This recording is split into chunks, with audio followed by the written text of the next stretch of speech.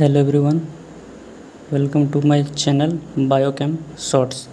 आज हम लोग देखेंगे how to calculate molecule mass, यानी मॉलिक्यूलर मास हम लोग कैसे निकालते हैं देखते हैं।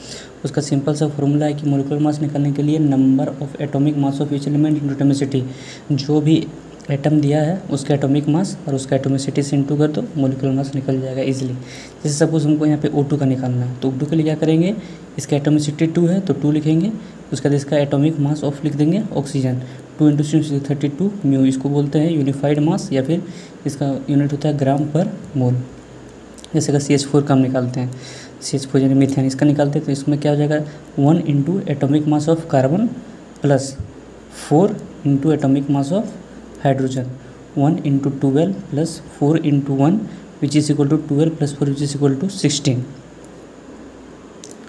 अब जैसे हम लोग देखते हैं HNO3 का सेम कंडीशन, हाइड्रोजन यहाँ पे कितना है 1 × हाइड्रोजन का एटॉमिक मास होता है 1 प्लस नाइट्रोजन कितना है 1 × नाइट्रोजन का एटॉमिक मास कितना होता है 14 प्लस ऑक्सीजन कितना है 3, इसका कितना होता है 16। इसका निकल इसका हो जाएगा 1 प्लस 14 प्लस 16 3 48। इसका अगर हम निकालते हैं तो टोटल हो जाएगा इसका 63 म्यू।